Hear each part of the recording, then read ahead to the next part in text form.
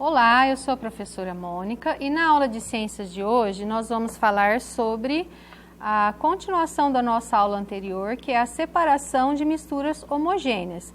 Recordando que é uma mistura homogênea, então são aquelas constituídas por apenas uma fase, ou seja, elas possuem as mesmas propriedades físicas em toda a sua extensão. Lembrando, são aqueles componentes que ao misturarmos a gente não vê o que foi misturado. Esse processo usado para separá-los, ele depende das características físicas dos componentes da mistura. Então, se a mistura envolve um sólido em um líquido, ou um líquido em outro líquido, um sólido em outro sólido, ou uma mistura entre gases. Aqui nós temos as técnicas envolvidas na separação das misturas homogêneas. Temos a evaporação, a destilação simples, destilação fracionada, fusão fracionada, solidificação fracionada e liquefação fracionada. Nós vamos começar a falar sobre a destilação simples. A destilação é um processo físico de separação de misturas homogêneas, formadas exclusivamente por um sólido dissolvido em um solvente, que é um líquido, que separa o componente líquido do componente sólido em recipientes diferentes. Um exemplo é a água e o sal, chamado de cloreto de sódio. Aqui nós temos o método que deve ser utilizado, ele sempre com o objetivo de obter o final da separação, o líquido e o sal, no caso o sólido da mistura. Então a gente quer obter os dois componentes, não podemos perder nenhum deles. Isso não ocorre naquela técnica da aula passada que nós falamos sobre a evaporação de uma mistura homogênea, onde o sal é retido e a água ela é evaporada durante o processo. Naquele exemplo que nós demos na obtenção do sal de cozinha. Aqui nós temos os equipamentos utilizados para fazer uma destilação simples, que é a separação de uma mistura homogênea. Então nós temos aqui o tripé, que ele funciona como um suporte para a tela de amianto e o balão de destilação. O tripé é esse aqui.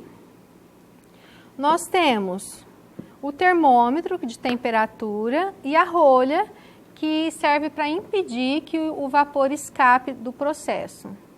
Temos a tela de amianto, que é essa daqui, utilizada para distribuir o calor, de forma homogênea, o calor que vem do bico de Bunsen.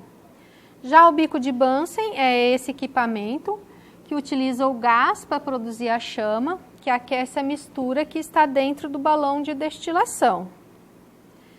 Os três equipamentos, o tripé, a tela de amianto e o bico de Bunsen, eles podem ser substituídos por uma chapa elétrica ou por uma manta elétrica. Nós temos aqui o balão de destilação.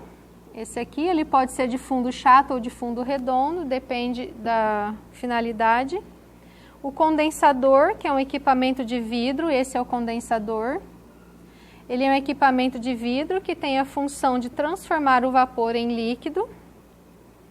E o becker, que é o recipiente que vai recolher o líquido, o vapor que foi transformado em líquido. Pode ser o becker ou o Erlenmeyer, depende, ou um balão também, depende da necessidade. Ele é um equipamento de vidro, com essa finalidade.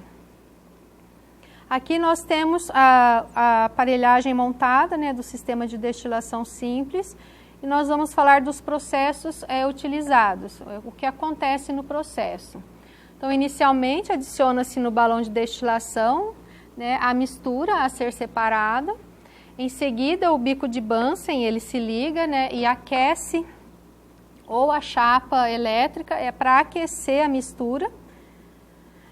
Com a mistura aquecida, o sólido, é uma mistura de sólido e um líquido, então o líquido vai se evaporar, ele começa a sofrer aí o processo físico da ebulição, que é a passagem do estado líquido para o estado de vapor.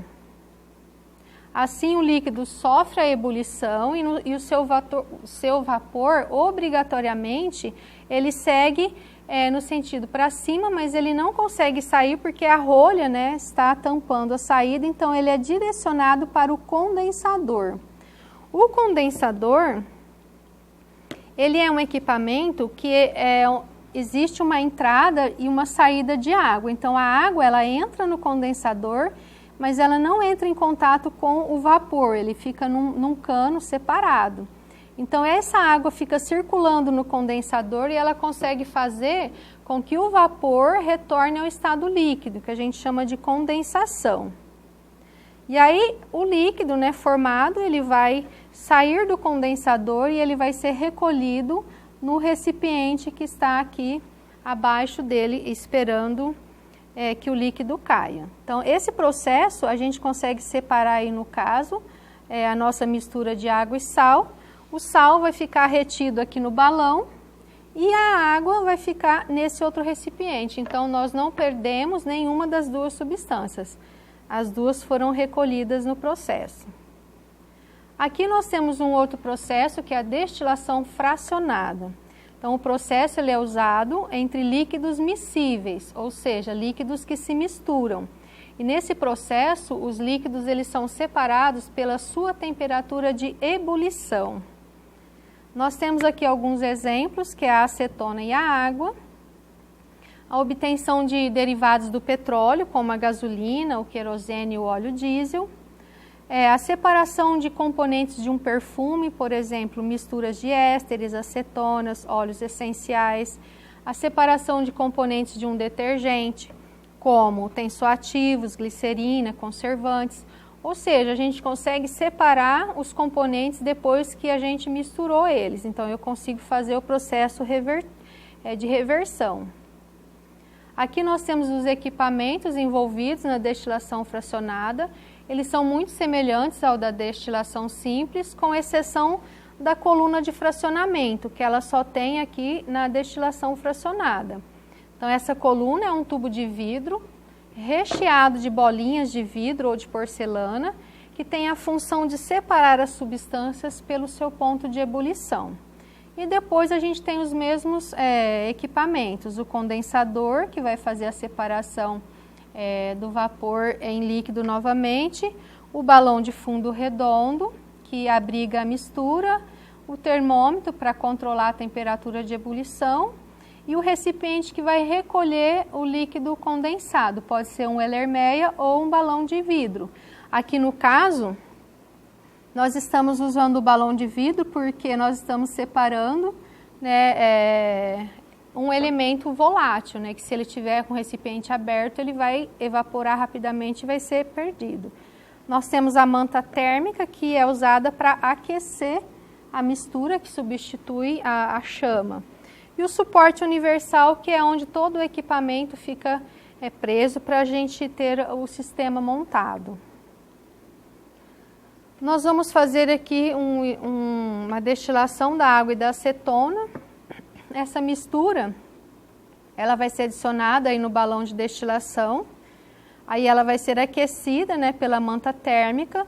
No aquecimento, os dois líquidos evaporam e eles vão ser separados aqui na coluna de destilação através do seu ponto de ebulição.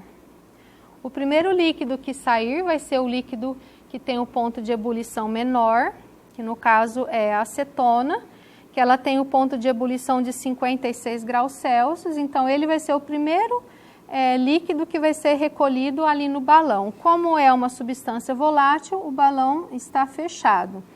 E o segundo líquido que vai ser recolhido, no caso vai ser a água, que tem o ponto de ebulição maior, que é em torno de 100 graus Celsius, e no caso ela não vai precisar ser evaporada, ela vai ficar retida aqui no balão. Então o único líquido que a gente precisa recolher no caso é a acetona.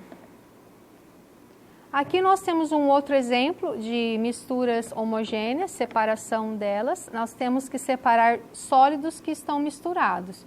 Aqui a gente vai usar como exemplo a separação do ouro. Esses sólidos eles são separados de acordo com a temperatura com que eles entram em fusão, que seria a passagem do estado sólido para o estado líquido. Então nós temos aqui as temperaturas de fusão dos elementos que formam o ouro 18 quilates, que seria o ouro puro, a prata e o cobre. Então, o primeiro elemento que vai entrar em fusão vai ser a prata, que ela tem a temperatura de fusão de 962 graus Celsius. Em segundo, ela vai se liquefazer, né? Ela vai se transformar em líquido e ela vai se separar. O segundo componente vai ser o ouro, com a temperatura de fusão de 1063 graus. Aí ele vai se liquefazer, vai se transformar num líquido e vai separar. E, por último, resta o cobre, que tem a temperatura de fusão de 1083 graus, que é o último elemento que fica no recipiente. E dessa forma a gente consegue separar os componentes do ouro. Aqui eu tenho, para mostrar para vocês, uma tabela de temperatura de fusão e de ebulição. Só para recordá-los que essas são propriedades específicas da matéria, e a gente tem essa informação para a gente usar nesse tipo de técnica. Então, basta eu consultar uma tabela dos materiais e eu vou saber qual é o seu ponto de fusão, qual é o seu ponto de ebulição. Essa é uma outra técnica, que é a fusão fracionada do enxofre misturado com areia, que são dois sólidos também. Aqui o ponto de fusão do enxofre é de 115 graus aproximadamente, e da areia o ponto de fusão é de 1713 graus Celsius. Então, ao aquecer essa mistura, o enxofre ele se funde, né, ele se liquefaz, e aí a gente consegue separar ele da mistura. Uma característica que a fusão fracionada, ela é usada para separar o enxofre da areia no processo de obtenção do enxofre, que é uma das maneiras que ele é retirado da natureza. Ele é encontrado em terrenos de origem vulcânica, né, depósitos subterrâneos. Então, aí esse processo é utilizado para isso. O enxofre ele é uma substância muito utilizada na indústria, né, e em vários produtos químicos também. Ele é usado para a produção de ácido sulfúrico, utilizado nas baterias de carro, na produção da pólvora, fungicidas, fertilizantes, medicamentos, entre outros produtos. Aqui nós temos um outro exemplo de fusão fracionada da mistura de ferro e chumbo.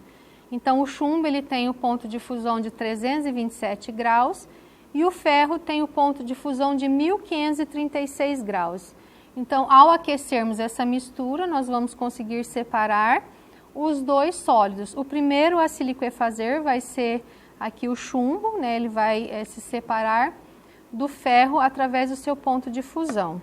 Aqui eu tenho uma imagem de um aparelho utilizado aí para fazer essa separação dos sólidos que se dissolvem, no caso que se transformam em líquido.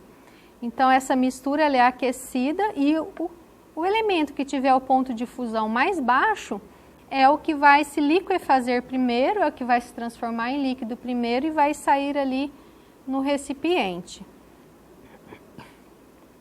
Aqui nós temos a solidificação fracionada, que é um processo que, em vez de a gente esquentar a mistura, a gente vai resfriar. Então, nesse processo, a mistura é resfriada, utilizando o ponto de solidificação das substâncias da mistura. Então, aqui, se solidificar primeiro, ela será separada por menor ponto de solidificação. Nós temos aqui um exemplo, a separação da parafina, que é um dos resíduos do petróleo. Então, ao atingir o ponto de solidificação, a parafina se solidifica e assim, endurecida, a parafina é retirada da mistura. Então, a hora que essa substância está líquida, ela foi aquecida, ela ficou líquida. Aí você resfria ela novamente, o primeiro que se solidificar é a parafina.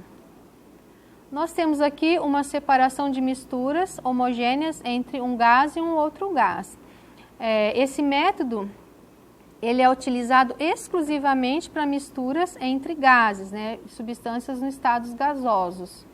Nós temos como exemplo a separação dos componentes do ar atmosférico. Aqui nós temos a imagem de quais são os constituintes. Em torno de 78% de gás nitrogênio, 21% de gás oxigênio e 1% do gás tem vários gases envolvidos, inclusive tem o argônio, que é um objeto do nosso estudo. Então, do ar atmosférico, nós vamos separar o gás oxigênio, o gás nitrogênio e o gás argônio. Então, esses componentes, para eles serem separados, eles vão se liquefazer, então ele vai passar pelo processo de condensação, então que é a passagem do estado gasoso para o estado líquido. Para isso, o processo ele funciona da seguinte maneira. Então, essa mistura do ar atmosférico, ela vai entrar aqui na coluna de destilação. Essa mistura ela vai ser resfriada a menos 200 graus Celsius em um equipamento especial. Ou então, ela pode ser submetida a uma compressão até que seus componentes passem para o estado líquido. Depois que todos os componentes estiverem no estado líquido, a mistura ela deve passar pelo processo de destilação fracionada, onde os gases serão separados pela sua diferença do ponto de ebulição. Então aqui os gases, o primeiro gás que vai ser separado é o gás oxigênio, que tem o menor ponto de ebulição, que é menos 183 graus Celsius. Depois o gás argônio com menos 186 graus Celsius. E por último, o gás nitrogênio, com menos 196 graus Celsius.